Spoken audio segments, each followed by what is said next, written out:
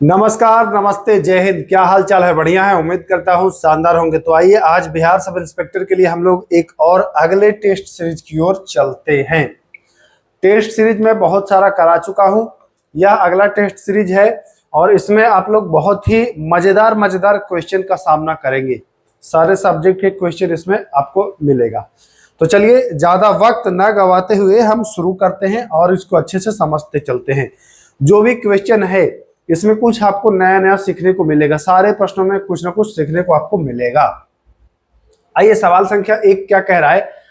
भारतीय राष्ट्रीय कांग्रेस के किस अधिवेशन में हुए कांग्रेस अध्यक्ष के चुनाव में सुभाष चंद्र बोस ने पट्टाभी सीतारमैया को पराजित किया था? पट्टाभी सीतारमैया नाम है, सीतारमैया नहीं है। पट्टाभी सीतारमैया को पराजित किया था। कहाँ का जो अधिवेशन हुआ था, उसके लिए जो चुनाव हो रहा था, किस अधिवेशन में? तो आपने सुना होगा त्रिपुरी संकट के बारे में ना, आपने सुना है ना त्रिपुरी संकट के बारे में। तो ये त्रिपुरी संकट जो है यह वही है अधिवेशन के बारे में। इसमें गांधी जी की ओर से ये लड़े थे पट्टाभी सीतारमैया, है ना। गांधी जी की ओर से लड़े थे और एक तरफ से लड़े थे सुभाष चंद्र बोस। सुभाष चंद्र बोस ने इनको हरा दिया था। तो यहां से प्रश्न पूछता है। एक सवाल और पूछता है कि ये भैया त्रिपुरी अधिवेशन तो कब हुआ था? तो ईस्वी जान लीजिए कि 1939 में हुआ था। एक सवाल और पूछता है कि यह त्रिपुरी है कहाँ में? बहुत इंपॉर्टेंट है। यह त्रिपुरी मध्य प्रदेश में है। यह त्रिपुरी कहाँ में है?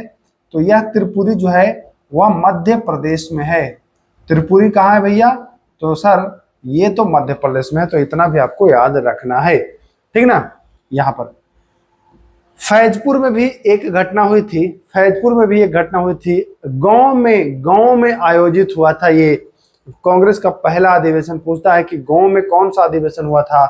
तो यह गांव में होने वाला पहला अधिवेशन था फैजपुर 1937। तो यहाँ पर ये भी आपको क्लियर हो गया होगा। आइए दूसरे प्रश्न की ओर हम लोग आ गए हैं। दूसरा प्रश्न देखिए क्या कह रहा है। किसने वर्ष 1868 में इंग्लैंड में ईस्ट इंडिया एसोसिएशन नामक एक संगठन की स्थापना की? तो 1868 ईस्वी की बात है। दादा भाई नौरोजी का नाम कौन नहीं जानता है? दादा भाई नौरोजी ने ही 1868 में, कहाँ में, ईस्वी भी याद रखना है और जगह भी याद रखना है। इंग्लैंड में 1868 में ईस्ट इंडिया एसोसिएशन नामक ये संगठन इन्होंने खोला है। इनकी एक पत्रिका है रस्त गुफ्तार। जी हाँ, ये भी पूछता है कि रस्त गुफ्तार के मतलब फाउंडर कौन है, संचालक? तो बताएंगे कि दादा भाई नौरोजी। क्लियर है? क्लियर है सर। चलिए आगे अगले प्रश्न की ओर देखिए क्या कह रहा है अगला सवाल। अगला सवाल है, हाँ, शारदा एक्ट के समय अंग्रेजी गवर्नर जनरल कौन था? शारदा एक्ट के समय सबसे पहले तो आपको ये जान लेना है कि शारदा एक्ट के समय कौन रहा? तो सर इरविन रहा। इरविन रहा। ईस्वी अगर पूछ दे तो ईस्वी बताएंगे कि ये शारदा एक्ट 1929 कब हुआ था ये? तो सर 1929 में शारदा एक्ट। अच्छा, शारदा एक्ट में इरविन था लेकिन नाम तो शारदा है। एक व्यक्ति थे जिनका नाम था हरविलास शारदा। नाम याद रखिएगा, बहुत इंपॉर्टेंट है। हरविलास शारदा, है ना, हरविलास शारदा। इन्होंने क्या किया था? शारदा एक्ट में क्या था कि बालकों के विवाह से लेकर के संबंधित था। अगर बॉय मतलब लड़के की शादी करना हो तो उसकी उम्र होनी चाहिए कितना? 18 वर्ष। और लड़की मतलब कि गर्ल की शादी अगर करनी हो तो वह होनी चाहिए कितना? 14 वर्ष। ये शारदा एक्ट में प्रावधान रहा। तो यहाँ पर आप समझ गए होंगे चीजों को बहुत ही आसानी से। आइए हम आते हैं नेक्स्ट क्वेश्चन की ओर और देखिए क्या कह रहा है अगला सवाल। गुलामगिरी के लेखक कौन हैं? है ना, या कौन थे भी कह सकता है। गुलामगिरी के लेखक तो अंबेडकर जी नहीं थे, महात्मा गांधी जी भी नहीं थे, मोहन राय भी नहीं थे। कौन थे? ज्योतिबा फुले। अच्छा बताइए किन किन व्यक्ति को लग रहा है कि ज्योतिबा फुले पुरुष थे?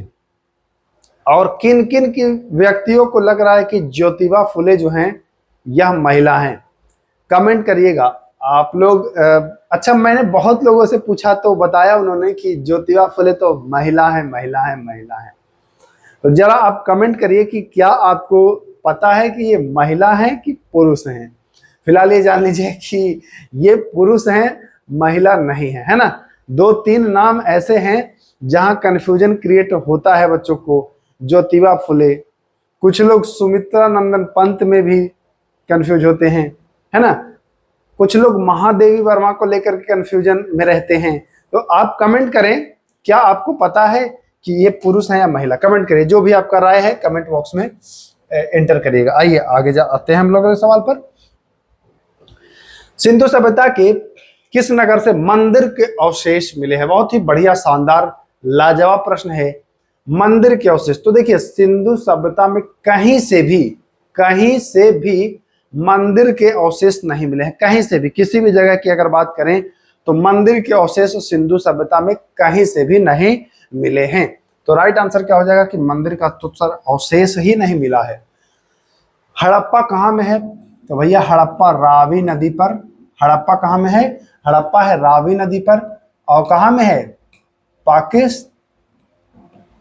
पाकिस्तान में है। लोथल है गुजरात में। लोथल कहाँ में है, तो सर लोथल गुजरात में है। नदी पूछता है तो आप बताते हैं कि भोगवा, ठीक ना। मोहनजोदड़ो कहाँ में है, मोहनजोदड़ो कहाँ में है, तो मोहनजोदड़ो सिंध प्रांत, है ना। ये पाकिस्तान, ठीक। इनमें से कोई नहीं तो हो ही गया। चलिए आइए आगे आते हैं अगले सवाल पर। देखिए क्या कह रहा है अगला प्रश्न। आइए, 2011 की जनगणना के अनुसार भारत की सबसे बड़ी जनजाति, 2011 की जनगणना के अनुसार कह रहा है सबसे बड़ी जनजाति, तो आपको मिल जाएगा भील। कहीं कहीं पर आपको गोंड मिलता है, लेकिन जब सर्च करेंगे आप तो आपको भील मिलेगा। तो भील याद रखना है आपको। आइए हम आते हैं अगले सवाल की ओर। अगला सवाल देखिए क्या कह रहा है।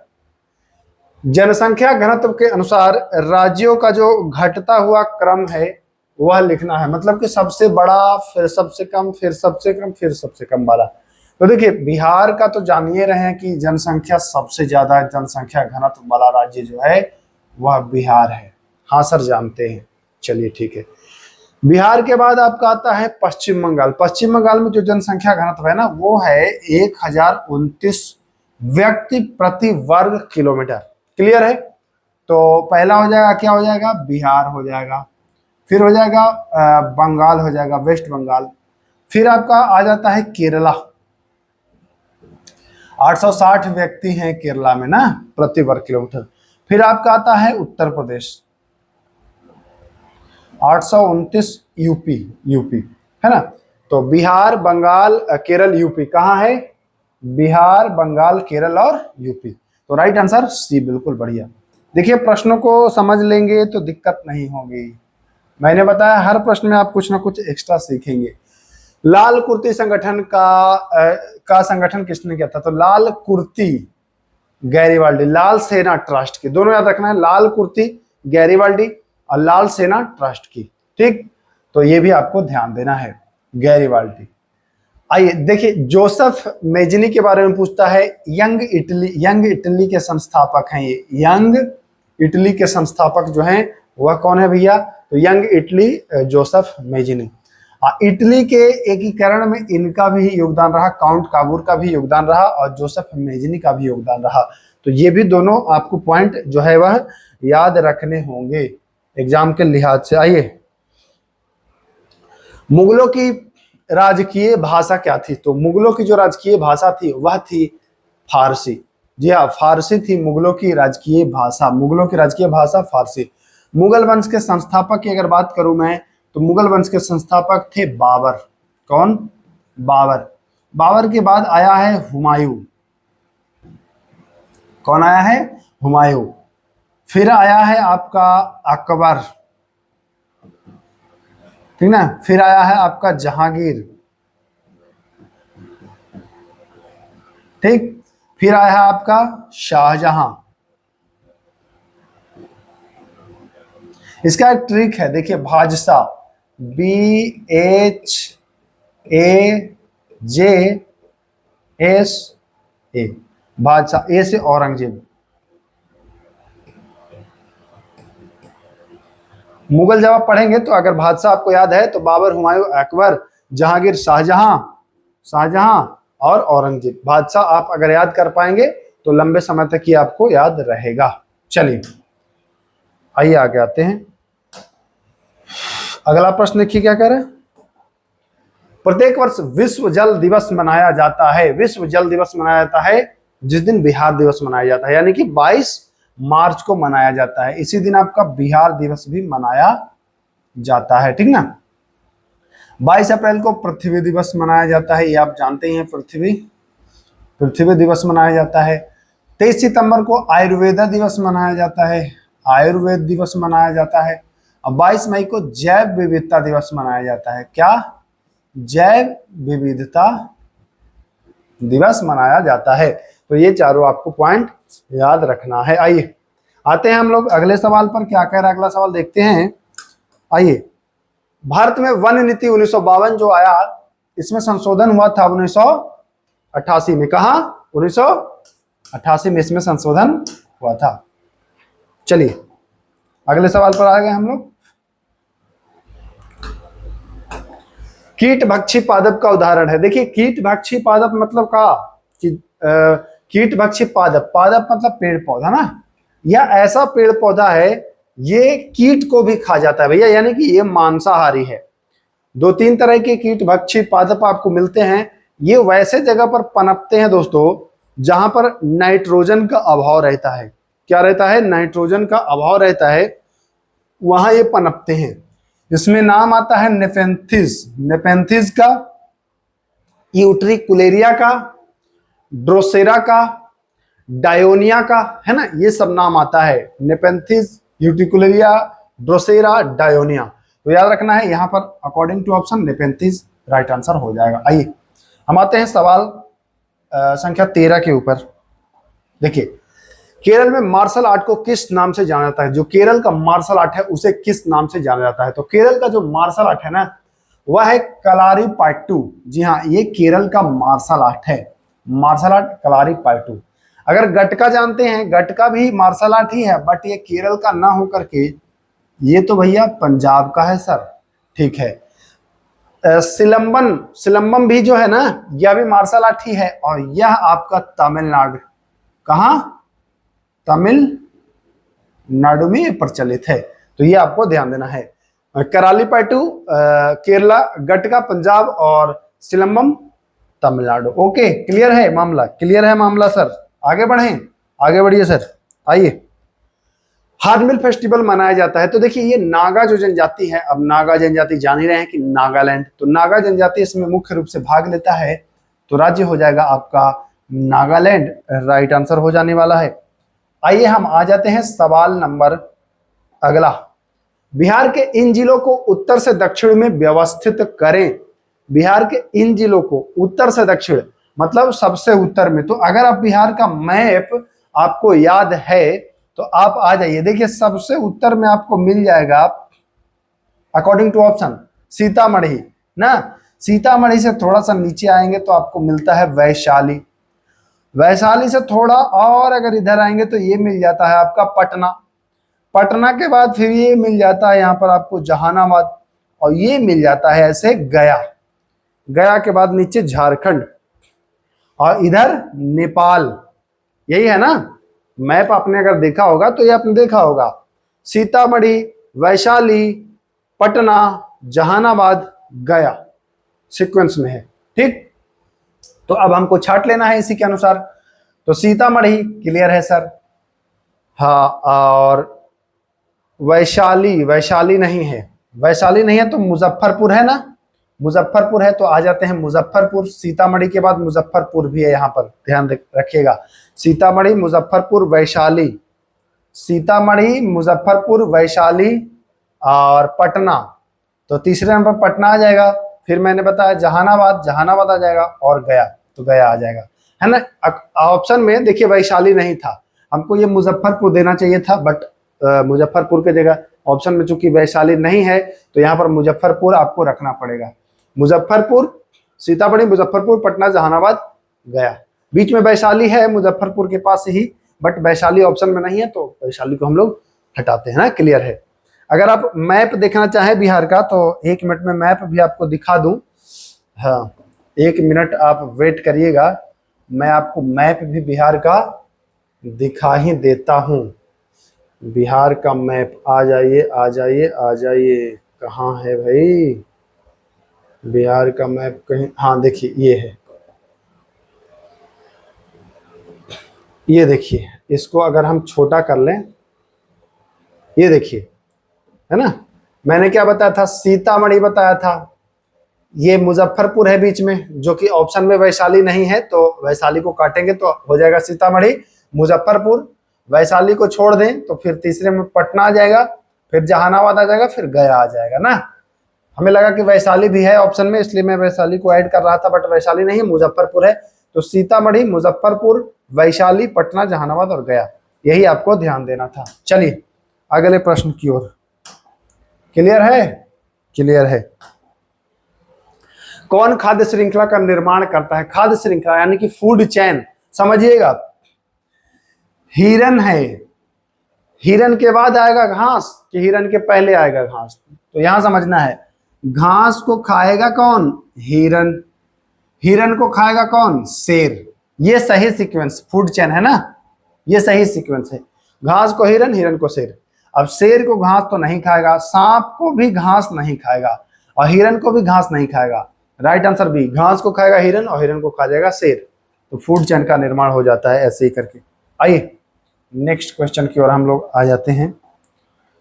पौधे में निम्न से कौन सा हार्मोन वृद्धि हार्मोन नहीं है? वृद्धि हार्मोन ना है भैया, तो ऑक्सिन तो वृद्धि हार्मोन है ही, साइटोकाइनिन भी है ही, सर जिब्रेलिन भी है, एब्सिसिक अम्ल जो है यह वृद्धि हार्मोन नहीं है। तो right answer option number D हो जाएगा, बिल्कुल सही। आइए अगले प्रश्न की ओर हम लोग बढ़ जाते हैं। देखिए, किसने बंगाल की राजधानी मुर्शिदाबाद से मुंगेर स्थानांतरित की? देखिए, बंगाल की राजधानी 2 ही दफा परिवर्तित हुआ है ना। एक बार तो मुर्शीद कुली खान ने खुद किया था ढाका से मुर्शिदाबाद। पहला कौन किया था? मुर्शिदाबाद किया गया था। कहां से? तो पहला सर ढाका से किया गया था। ओके, किसने किया था? सर मुर्शीद कुली खान। यह पहला शासक था बंगाल का ना, नवाब जो बन रहा था बंगाल का, तो ये पहला था मुर्शीद कुली खान। एक तो पहला था। अब एक आ जाइए सबसे आखिरी। कौन आखिरी है भैया? तो मीर कासिम, है ना। कासिम क्या करता है कि मुर्शिदाबाद से मुंगेर लेकर के चला जाता है। तो चूंकि मुर्शिदाबाद से मुंगेर पूछ रहा है, तो राइट आंसर क्या हो जाएगा? मीर कासिम। क्लियर है? यही अगर ढाका से मुर्शिदाबाद पूछता तो बता देते आप कि सर ढाका से मुर्शिदाबाद तो मुर्शीद कुली खान ही पहला जो था, एक पहला और एक आखिरी वाला, यही दोनों ने ट्रांसफर करा था अपनी राजधानी को। क्लियर है? क्लियर है सर। आइए तो आगे आते हैं। निम्नलिखित में से किसने रैयतवाड़ी बंदोबस्त आरंभ किया था? रैयतवाड़ी 3 तरह के आपको मिलते हैं, हालांकि इस पर मैं वीडियो आपको उपलब्ध करा चुका हूं। रैयतवाड़ी, महालवाड़ी और स्थायी बंदोबस्त तीनों कंप्लीट करा दिया हूं। रैयतवाड़ी में आपको मिलता है थॉमस मुनरो, महालवाड़ी में मिलता है हॉट मैकेंजी, और स्थायी बंदोबस्त में मिलता है लॉर्ड कॉर्नवालिस। तीनों आपको याद रखना है। तो रैयतवाड़ी थॉमस मुनरो, सबसे ज्यादा भूमि पर यही लागू था। यह लगभग 51% भूमि पर लागू था रैयतवाड़ी। ठीक है ना, तो ये भी आपको ध्यान देना है। आइए आइए तो आगे आते हैं। देखिए क्या कह रहा है अगला प्रश्न। प्यूनिक वार हुआ था। प्यूनिक वार हुआ था जानते हैं, ये ईसा पूर्व की घटना है, 250 ईसा पूर्व से लगभग आसपास की बात है। तो यह रोम और कार्थेज के बीच हुआ था। पूछा हुआ है ये बिहार दरोगा में ये प्रश्न, इसलिए इसको लाया गया है ना। आइए चलिए, संविधान के किस अनुच्छेद के द्वारा राज्यपाल राज्यपाल के बारे में कह रहा है? राज्यपाल जो है यह राष्ट्रपति के विचार के लिए किसी विधेयक को आरक्षित रह सकता है। इनके पास 2 अनुच्छेद उपयोग करते हैं, 201 और एक 200। 200 में ये सुरक्षित रखते हैं, तो अनुच्छेद 200। अब मैं बात करूं कि 169 में क्या है, तो 169 में है विधान परिषद का गठन, किसी भी राज्य में विधान परिषद का गठन या समापन करने का अधिकार होता है संसद को। अनुच्छेद 199 में राज्यों के लिए धन विधेयक, बहुत इंपॉर्टेंट चीज मैं बता रहा हूं, कोई नहीं बताएगा आपको। पढ़ आप भले हर जगह लेंगे, लेकिन आपको ये सब चीजें कोई बताता नहीं है। राज्य धन विधेयक, राज्य धन विधेयक। अच्छा, आपने धन विधेयक तो पढ़ा है ना, लेकिन राज्यों के लिए धन विधेयक आप 199 में पढ़ लीजिए। 202 भी बहुत महत्वपूर्ण अनुच्छेद है, राज्यों हेतु बजट 202 में है। ऐसे बजट आप पढ़ते हैं 112 में, ठीक। ऐसे आप धन विधेयक पढ़ते हैं 110 में, लेकिन यहां पढ़ेंगे 202 में बजट राज्यों के लिए और 199 में राज्यों के लिए धन विधेयक। क्लियर है? क्लियर है भैया? मजा आ रहा है कि नहीं कमेंट करिएगा क्लास में। अच्छा, ये एक चीज तय है, जो बच्चा एंड तक बना रहेगा बहुत कुछ सीख के जाएगा, बहुत कुछ। और जो खाली हाव हाव हाव हाव वाला फलना गुरुजी चिलना गुरुजी, खेला खत्म। आइए, संविधान के किस प्रावधान में कहा गया है कि विधि के प्राधिकार के बिना ना तो कोई टैक्स या कर लगाया जा सकता है और ना ही एकत्रित किया जा सकता है, यानी कि वसूला जा सकता है। वह अनुच्छेद है 265। 265 अनुच्छेद ही ऐसा कहता है। 368 अनुच्छेद आपको पता है संविधान में संशोधन से 300 के काम में आपको कानूनी अधिकार मिल जाएगा, संपत्ति का अधिकार, ये भी आपको पता ही होगा। जो इंपॉर्टेंट है वो मैं आपको बता देता हूं, जो नहीं इंपॉर्टेंट है वो भी बताने की कोशिश करता हूं। निम्न में से कौन सी रीट ऐसी है जो केवल किसी सरकारी पदाधिकारी के विरुद्ध जारी किया सकता है? इसमें से एक रीट ऐसा है ना जो केवल और केवल सरकारी पदाधिकारी के विरुद्ध जारी किया जा सकता है, वह रीट कौन सा है भैया? तो सर वह तो है परमादेश। अब आई है रीट की बात, तो 5 प्रकार के रीट आपको अनुच्छेद 32 याद रखना है। अनुच्छेद 32 सुप्रीम कोर्ट जारी कर सकता है। अनुच्छेद 226 ये पूछता है हाई कोर्ट किस अनुच्छेद के तहत, तो जा सकते हैं आप, तो 226 और सुप्रीम कोर्ट जा सकते हैं अनुच्छेद 32। भीमराव अंबेडकर ने इसे संविधान की आत्मा भी कहा है अनुच्छेद 32 को। इसको संवैधानिक उपचारों का अधिकार भी कहा जाता है। क्लियर है? क्लियर है। चले आगे, चलिए भाई आइए, थोड़ा सा धैर्य बनाइएगा, पेशेंस बनाइएगा, क्वेश्चन थोड़ा 50-50 होगा तो समय लगेगा। पंचायती राज से संबंधित निम्नलिखित कथनों में से कौन सा कथन सत्य नहीं है? गलत कथन पूछ रहा है, कौन सा? आई, पंचायत व्यवस्था प्राचीन काल से भारतीय ग्रामीण जीवन का एक अभिन्न अंग रही है। तो हाँ, ग्रामीण जीवन का अभिन्न अंग रही है, बिल्कुल रही है, सही है, हमें गलत छांटना है।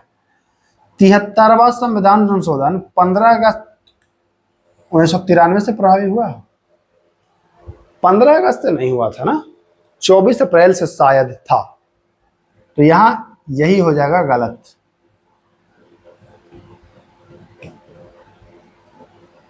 24 अप्रैल से संभवतः था। यह एक त्रिस्तरीय संरचना है, तो हाँ है ही, 243 जी में है ही, तो यानी कि बी आंसर बिल्कुल राइट हो जाएगा, है ना, 24 अप्रैल 1993। आइए चलिए, चुनाव आयोग किस अनुच्छेद के अंतर्गत स्थापित किया गया है? चुनाव आयोग अनुच्छेद 324, ठीक, चुनाव आयोग अनुच्छेद 324। अब देखिए, ये तो जान गए, क्या आपका ये नहीं मन कर रहा है कि सर 355 भी बता दीजिए? 355 अनुच्छेद में केंद्र का ये कर्तव्य होगा कि राज्यों को बाहरी आक्रमण से बचाए। बाहरी अगर कोई आक्रमण करता है तो उसको बचाने का कर्तव्य किसको होगा? केंद्र। क्योंकि देखिए, बाहरी जो, जैसे ये पाकिस्तान है ना भारत के इधर, तो इधर राजस्थान आएगा, गुजरात आएगा ना, तो इनको सुरक्षित रखना केंद्र का कर्तव्य है। ऐसा नहीं केंद्र कह सकता है कि भैया आपका बॉर्डर है, आप देखिए, आकर भारत को, संपूर्ण राज्य को, यानी कि भारत को ही बचाने का दायित्व होता है 355 अनुच्छेद। 256 में क्या कहता है?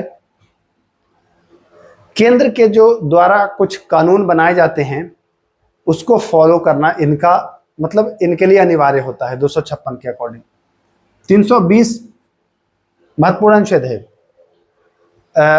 लोक सेवा आयोग जो होता है ना, लोक सेवा आयोग, जैसे यूपीएससी, संघ लोक सेवा आयोग, इनके लोगों के नियुक्ति के लिए परीक्षा कराने का प्रावधान है। परीक्षा जो होता है ना यूपीएससी का, तो यह 320 अनुच्छेद में वर्णित है। इसके एग्जाम के बारे में, परीक्षा के बारे में बहुत अच्छा प्रश्न है। परीक्षाएं आयोजित कराने के लिए इसमें प्रावधान है 320 में। आइए, मैंने आपको बताया है ना, हर क्वेश्चन में लगभग कुछ ना कुछ नया सीखोगे, आप सीखोगे ही सीखोगे। निम्नलिखित में से किसमें न्यूट्रॉन उपस्थित नहीं होता है? तो हाइड्रोजन को छोड़कर सब में होता है। चलिए, एक आध प्रश्न में नहीं भी सीखेंगे तो कोई दिक्कत नहीं है। आइए, निम्नलिखित में से कौन सा रासायनिक परिवर्तन का उदाहरण है? अच्छा देखिए, रासायनिक परिवर्तन वो होता है ना कि जो पुनः अपनी स्थिति में न लौटे, वो हो जाता है रासायनिक, और लौट जाए वो हो जाता है भौतिक। अब आपको कॉन्सेप्ट लगाना है, बताइएगा। नमक को पानी में घोल देंगे, इसको गर्म करके फिर नमक बना लिया जा सकता है बहुत ही आसानी से। तो सर ये भौतिक हो जाएगा, समझ गए? ये क्या हो जाएगा? भौतिक। मिट्टी को आप गुथ दिए, फिर मिट्टी जो सूखने पर भंगुर हो गया, मिट्टी को पानी से भिगा दिए, सूखने पर भंगुर हो गया, फिर पानी से भिगा देंगे, फिर पहले जैसा हो जाएगा। तो सर ये भी भौतिक है। सर सब्जी पका रहे हैं, सब्जी मुलायम हो गया। आलू या टमाटर पका रहे हैं, ठीक, टमाटर आलू डाल दिए, सब्जी में पका दिए, अब फिर से उसको बना सकते हैं आलू और टमाटर सब्जी से? नहीं। तो सर यही जो है रासायनिक परिवर्तन है ना? ये क्या है? रासायनिक परिवर्तन है, क्योंकि ये पुनः अपनी स्थिति को नहीं आ रहा है। चलिए आइए, हाइड्रोकार्बनों के अणुभारों के बढ़ते अनुक्रम के अनुसार निम्नलिखित में से कौन सा क्रम सही है? बढ़ते मतलब सबसे कम, फिर ज्यादा, फिर ज्यादा, फिर ज्यादा। तो याद रखिएगा, मीथेन, एथेन, प्रोपेन और ब्यूटेन। मैप भी आपको याद रखना है। क्या याद रखना है?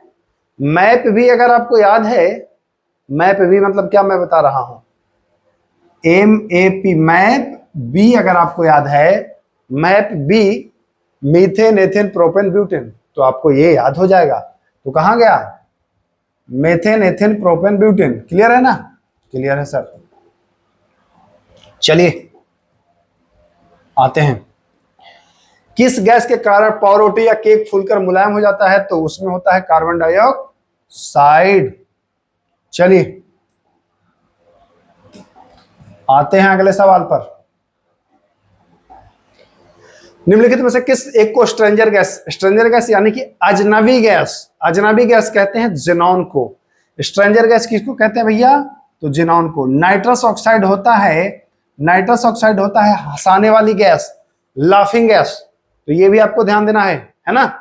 बताइएगा क्वेश्चन में मजा आ रहा है कि नहीं, नया सीखने को मिल रहा है कि नहीं, कमेंट करिएगा। आइए, कवकों के विषय में असत्य कथन है, मतलब कि गलत कथन छांटना है कवक के विषय में।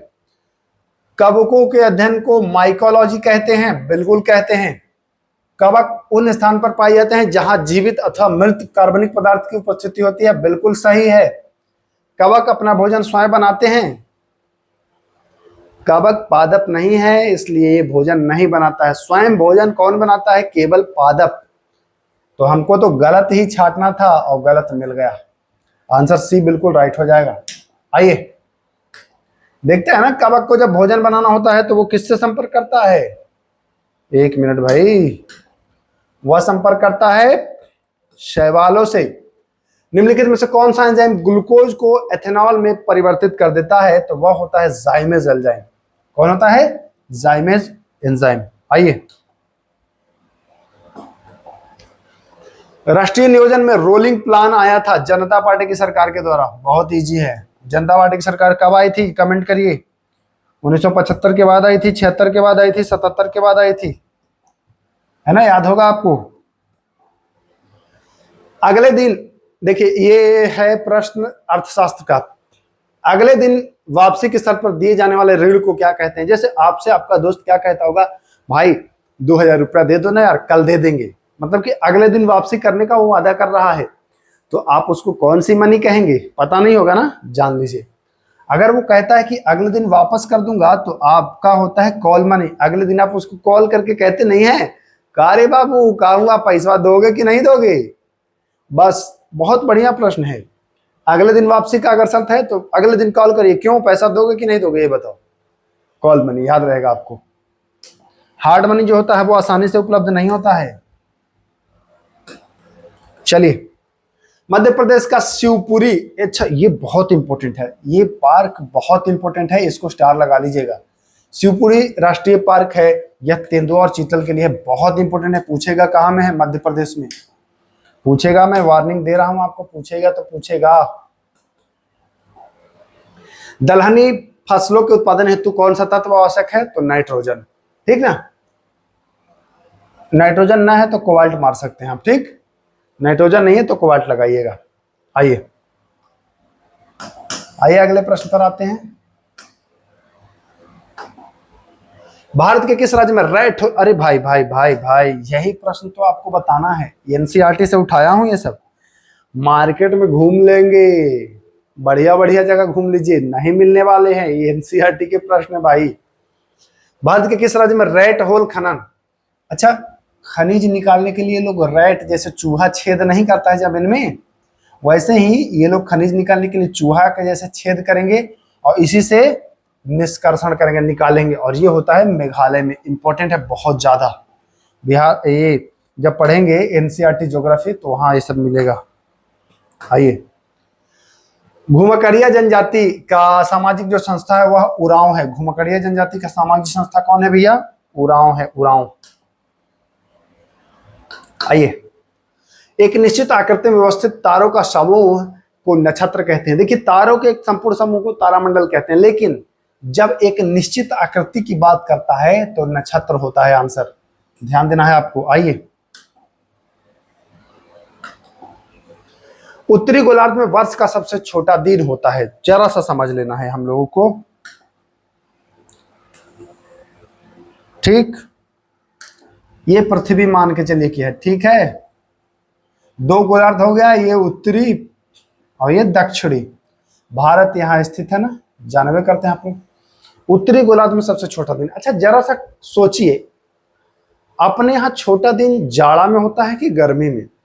अभी गर्मी का सीजन है, कहेंगे सर गर्मी में तो बहुत बड़ा दिन होता है, 5 बजे से ही सूर्य निकलता है और 7 बजे रात तक दिखता है सूर्य, यानी कि छोटा दिन होगा जाड़े में। आइए, जाड़ा वाला ऑप्शन देखिए कौन सा है, 21 जून। जून क्या जाड़ा है, 21 जून 22 जून जाड़ा है, नहीं। 22 दिसंबर या 21 दिसंबर, एग्जाम में ऐसा ऑप्शन नहीं देगा आपको ना, दोनों एक दिन का फर्क नहीं देगा। राइट आंसर 21 दिसंबर है, बट इसमें दे दिया गया है, इसको सितंबर कर देना चाहिए था, क्योंकि इतना क्लोज नहीं देगा, एक दिन वाला नहीं देगा। तो क्या हो जाएगा, उत्तरी गोलार्ध में 21 दिसंबर। क्लियर है ना। आइए, हारमुज जल संधि पाई जाती है, तो हारमुज जल संधि हार जाते हैं तो आपका, अच्छा जल संधि पर भी एक वीडियो दे चुका हूं, जाकर के देख लीजिए, नहीं अगर देखें आप तो, और विद ट्रिक की फनी तरीके से बताया भी हूं।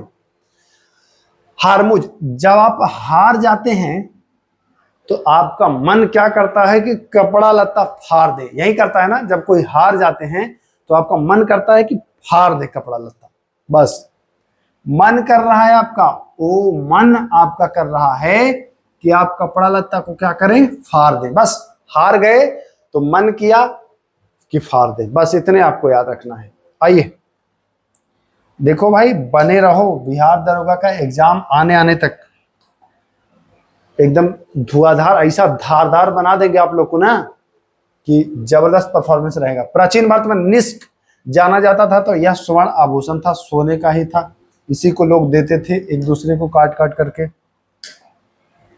चलिए, भाग एवं बलि थे, भाग एवं बलि राजस्व का स्रोत था, भाग और बलि क्या था, राजस्व का स्रोत था, तो ध्यान देना है आपको। हर्ष के शासनकाल की सूचनाएं किसकी पुस्तक में वर्णित है, तो कल्हड़, कल्हड़ नाम आप सुने हैं ना, इनका एक पुस्तक भी है विक्रमांक देवचरित कल्हड़ की, याद रखिएगा। और कालिदास को कौन नहीं जानता है। देखिए ये आखिरी प्रश्न होगा, अलाउद्दीन खिलजी के आक्रमण के समय देवगिरी का शासक कौन था, देवगिरी, अलाउद्दीन जब आक्रमण किया था देवगिरी पर तो कौन था शासक, तो रुद्र रामचंद्र, रामचंद्र देव, याद रखिएगा। राणा रतन सिंह जो था ये मेवाड़ का था, ये कहाँ का था, ये मेवाड़ का था। बाकी रामचंद्र देव जो था, रुद्र नहीं था, रामचंद्र देव जो था यह कहाँ का था, तो यह देवगिरी का शासक था। मैं उम्मीद करता हूं आज का वीडियो आपको बहुत ही शानदार लगा होगा, और हाँ, कमेंट अवश्य करिएगा कि आपने कितना कुछ नया सीखा इस वीडियो के माध्यम से। ऐसे ही अगर आप चाहते हैं कि धुआंधार तरीके से आपकी रिवीजन भी होती जाए, चीजों को सीखते भी जाएं, तो चैनल से जुड़े रहिए। और प्लीज निवेदन है कि शेयर जरूर करिएगा। आप मेरे वीडियो को बहुत मेहनत से आप लोगों के लिए बनाता हूं, बहुत ईमानदारी पूर्वक आप लोगों के लिए क्लास लाता हूं। देखिए, कोई भी छल कपट नहीं रखता हूं अपने अंदर, पूरी ईमानदारी से आप लोगों को क्लास प्रोवाइड कराता हूं। बस आप लोग का प्यार सपोर्ट चाहिए, ऐसे ही सपोर्ट करते रहें, प्यार दिखाते रहें। फिर मिलेंगे, नमस्कार।